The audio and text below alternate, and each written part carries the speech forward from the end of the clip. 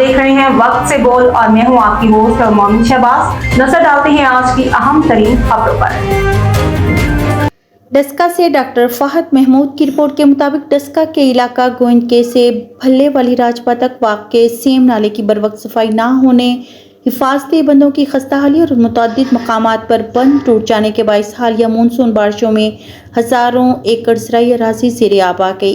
मुतासरा किसानों का कहना है कि पानी खेतों में दाखिल होने से लाखों रुपए मालियत के तैयार और खड़ी फसलें तबाह हो चुकी हैं, जिसके नतीजे में उन्हें शदीद माली नुकसान का सामना करना पड़ा है। मकामी अफराद के मुताबिक सेम नाले पर कायम गैर कानूनी पुलियाँ और तजावज़ात भी पानी के कुदरती बहाव में बड़ी रुकावटें बन रही हैं, जिससे निकासी आब का निज़ाम बुरी तरह मुतासिर हुआ और सैलाबी सूरत हाल मज़ीद संगीन हो गई।